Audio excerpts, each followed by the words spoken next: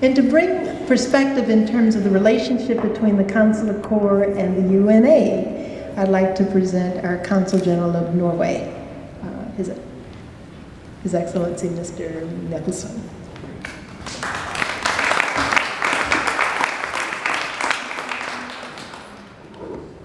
Good evening, everyone. Where are my glasses? Honorable Tita Banks and First Lady Hubbard, it's great to be here.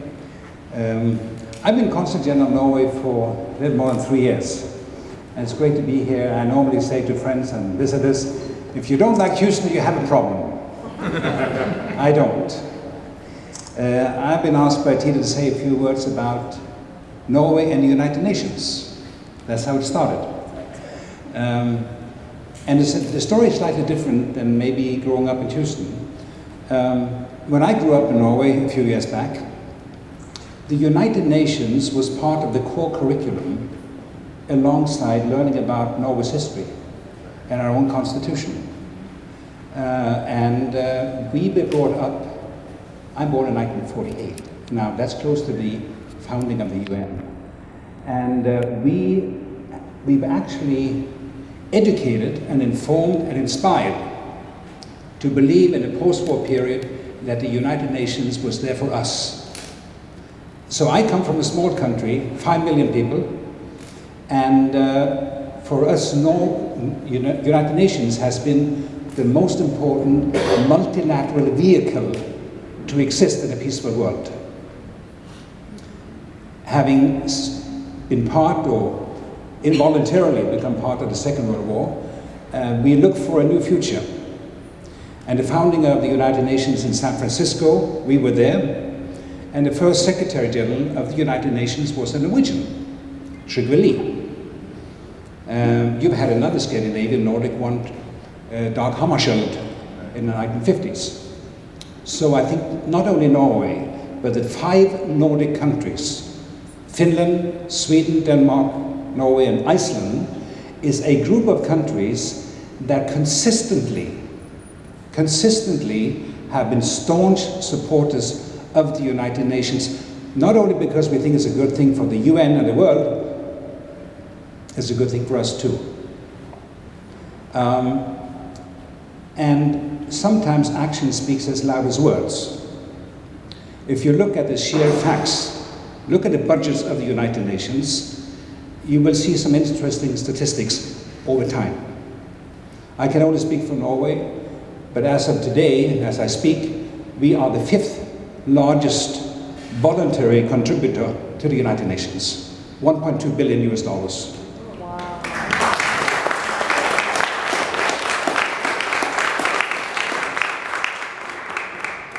I have in front of me a list of 29 US agencies. Each country is meant to support the UN agencies by a mandatory share, and there's a voluntary share. We normally surpass that by 40 to 50%. And in certain cases, we are the biggest. I'm not here to really brag about that, but it's a commitment and something we really believe.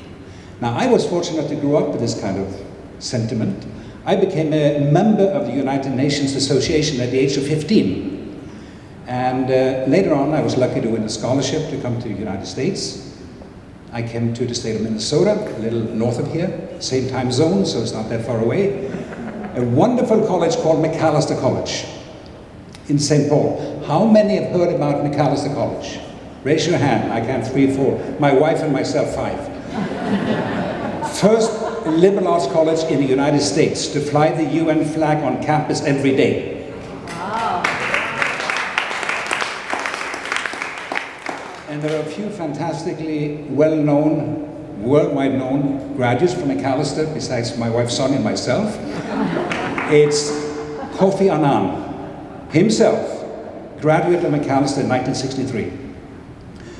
I later on wrote my PhD dissertation about the impact of UN in nations shaping their domestic and foreign policies. I believe it has an impact over time. It's hard to measure in real terms, but it's there. And the UN needs more support now than ever before. It is not something that should be taken for granted.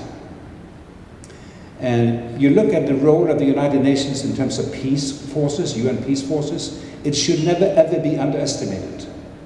And you see it today in Africa, you see it elsewhere, it's there to be.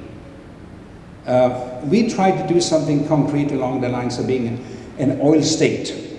When I grew up, we didn't know what oil was. We had heard about Texas, they had oil. We didn't know about it. In 1969, Phillips Petroleum discovered our oil in the North Sea.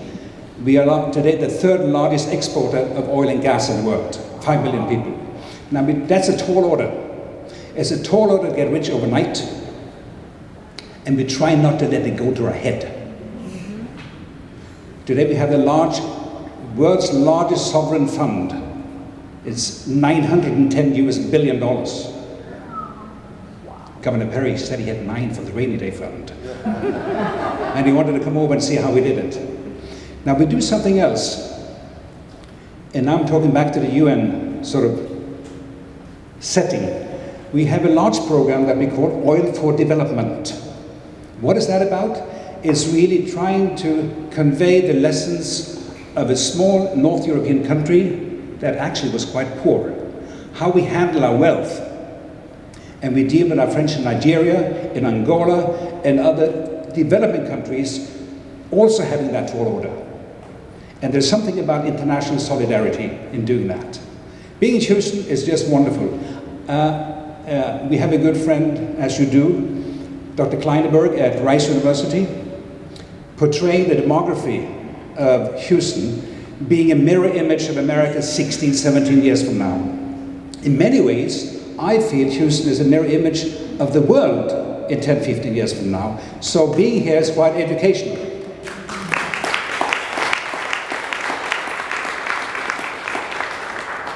One last thing that I think that being a consul general here is really rewarding.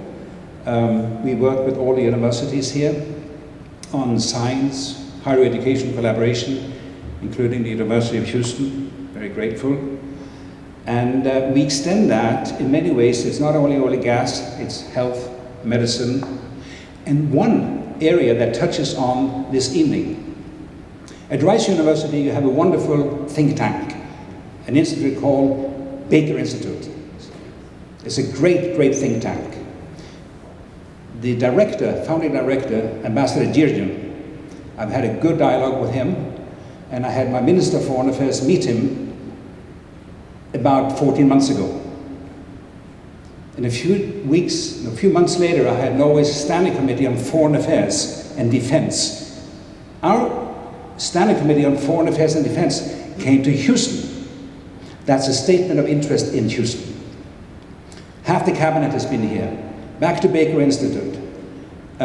We had a great conversation there with our foreign minister on the Middle East. Palestine, the big problems. Israel, Syria. So what we've done, because they hit it off, the foreign minister, Ambassador Jirjan spent a whole week in Norway in August. And we forged a partnership between Norway, our foreign ministry, our think tanks, and Baker Institute with money, to really look what can we do together, trying to help what's going on in the Middle East. So that is another part of the nice portfolio of being a representative from Norway and Houston. It's just wonderful to be here. Thank you very much for convening. Thank you.